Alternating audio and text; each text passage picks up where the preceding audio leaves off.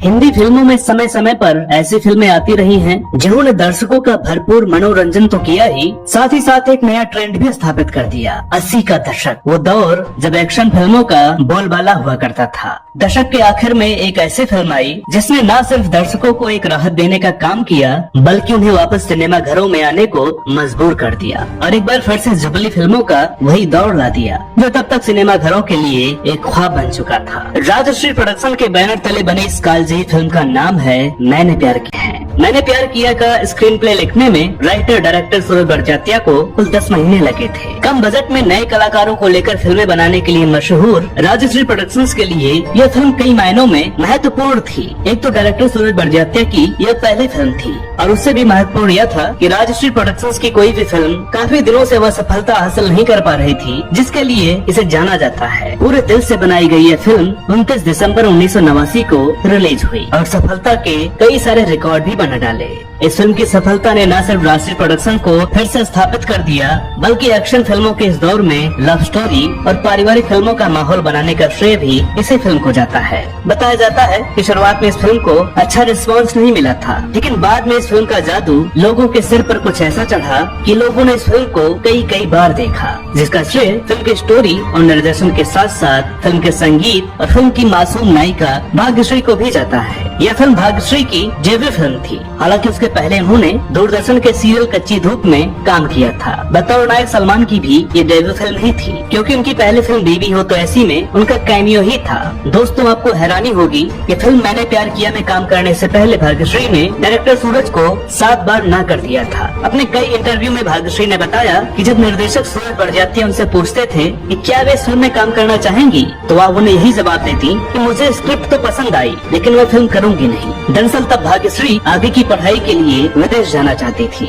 यहाँ तक कि उनका एडमिशन भी सिक्योर हो चुका था। सूरज हर बार स्क्रिप्ट में बदलाव के साथ आते और भाग्यश्री को मनाते, लेकिन हर बार भाग्यश्री उन्हें एक नया बहाना बनाकर फिल्म के लिए इनकार कर देती। इधर सूरज भी कहाँ हार मानने वाले थे। जब वह 8वीं बार भाग्यश्री के पास गए तो वह उन्हें ना नहीं कर सकी। फिल्म के नायक की भूमिका के लिए सलमान खान के चुने जाने के पीछे की कहानी भी बेहद दिलचस्प है। दरअसल जब मुख्य अभिनेत्री की भूमिका के लिए चुनाव हो रहा था तब अभिनेत्री शबाना दत्त ने भी स्क्रीन टेस्ट दिया था, लेकिन वो स्क्रीन टेस्ट में फेल हो गई थी। तब सूरज बड़जात्या ने उनसे पूछा कि क्या वो मुख्य भूमिका के लिए किसी अभिनेता का सुझाव दे सकती हैं। तब शबाना ने उन्हें सलमान खान का नाम सुझाया जिनके साथ उन्होंने एक विज्ञापन में काम किया हुआ था। सूरज ने सलमान का स्क्रीन टेस्ट लिया लेकिन उन्हें तब इस रोल के लिए सलमान फिट नहीं लगे, इसलिए उन्होंने दूसरे किसी एक्टर की खोज शुरू कर दी। मजे की बात कि सलमान भी उस दौरान सूरज को कई एक्टर्स के नाम सजेस्ट कर रहे थे। इस रोल के लिए बिंदु दारा सिंह, पीयूष मिश्रा, फराज खान और दीपक तिजोरी आदि के नाम पर विचार किया गया, लेकिन बात नहीं बनी। एक्टर फराज खान को तो बाकायदा साइन भी कर लिया गया था,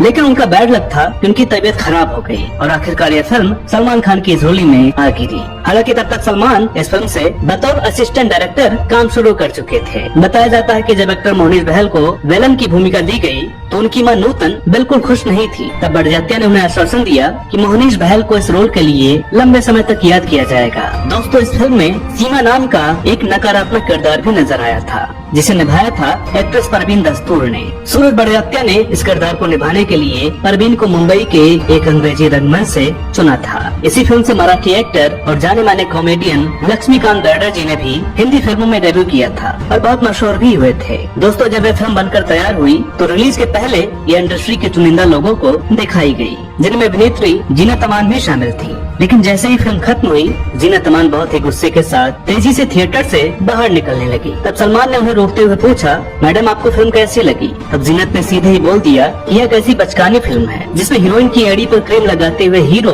अपनी आंखें बंद कर लेता है। दोस्तों, मैंने प्यार किया बॉलीवुड की पहली फिल्म है जिसमें 4 ट्रैक साउंड का इस्तेमाल किया गया। इस फिल्म का म्यूजिक दिया था संगीतकार राम लक्ष्मण जोड़ी के लक्ष्मण जी ने, जिनका असली नाम था विजय काशीनाथ पाटिल और म्यूजिक अरेंजमेंट जाने माने संगीतकार उत्तम सिंह जी ने किया था। दरअसल इस जोड़ी के राम, जिनका नाम था सुरेंद्र हिंद्रे, अपनी पहली हिंदी फिल्म एजेंट विनोद के दौरान वर्ष 1976 में ही उनका निधन हो गया था। बाद में विजय और लक्ष्मण ने अपने जोड़ीदार का नाम साथ लेकर बतौर संगीतकार राम लक्ष्मण के नाम से अपनी पहचान बनाई। 22 मई 2021 को विजय पाटिल का भी देहांत हो गया। इस फिल्म में ढेर सारे गाने थे जिनमें एक अंताक्षरी भी शामिल है। इस अंताक्षरी को कुल 19 गानों की मदद से बनाया गया था जिन्हें जिसे फाइनल करने के लिए सूरज बड़जात्या को पूरे 3 महीने का वक्त लगा था। गीतकार असफ भोपाली द्वारा लिखे फिल्म के सभी गीत बहुत मशहूर हुए थे, खास तौर पर कबूतर जा जागी, जिसकी शूटिंग के दौरान एक बेहद ही मजेदार बात हुई। दरअसल तब सलमान खान का शरीर बहुत ही दुबला पतला था, खासकर उनकी टांगें बहुत पतली थी, जिसके कारण तेज हवा में उनकी ढीली ढाली पैंट लहरा रही थी, जो बहुत फनी लग रहा था। बताया जाता है कि तब सलमान ने लगभग 6-7 लेगिंग्स पहनकर अपनी पैंट पहनी और तब जाकर उनकी टांगें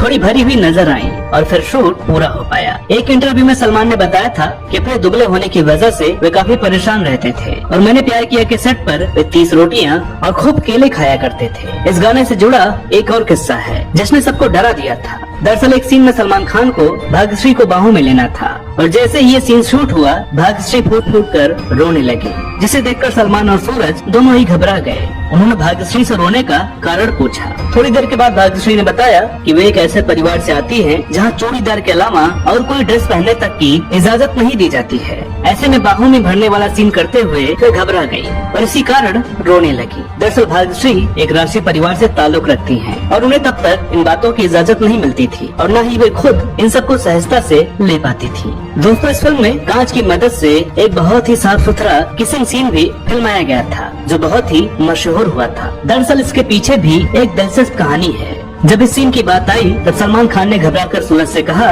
कि सूरज बाबू ये मैं कैसे करूँगा, क्योंकि मैं बहुत अनकंफर्टेबल हूँ। इस पर सूरज बोले कि तुम तो अनकंफर्टेबल हो और भाग्यश्री तो सीधे मना ही कर रही है। इसके बाद सूरज ने कांच वाला आइडिया सोचा और उस सीन को पूरा किया। दोस्तों, इस फिल्म के दौरान भाग्यश्री और उनके पति हिमालय दसानी प्रेम संबंध में थे और भाग्यश्री को इस बात का पता नहीं था कि सलमान को उनके प्रेमी हिमालय के बारे में पता है। एक दिन जब फिल्म के गीत दिल दीवाना बिन सजना की शूटिंग हो रही थी, उसी दौरान ब्रेक में मौका मिलते ही बीच बीच में सलमान खान फुसफुसाते भाग्यश्री के कान में दिल दीवाना बोल देते। भाग्यश्री परेशान होकर सोचने लगी पूरी शूटिंग के दौरान तो सल्लू ने कभी फ्लर्ट नहीं किया, फिर अचानक इन्हें क्या हो गया। गुस्से में भाग्यश्री भी सलमान को एक किनारे ले जाकर पूछी बैठी कि सलमान ऐसा क्यों कर रहे हो, देखते नहीं है प्रेस वाले हैं, कितनी बदनामी हो सकती है। तब सलमान ने हंसते हुए जवाब दिया कि बहना, मैं अपने लिए थोड़ी ही कह रहा था, ये तो हिमालय के दिल की बात है जिसे मैं अपनी जुबान से बोल रहा था। इस फिल्म में लोगों ने सलमान खान से ज्यादा भाग्यश्री को पसंद किया था, जिसका खुलासा खुद सलमान खान ने टीवी शो आपकी अदालत में किया था।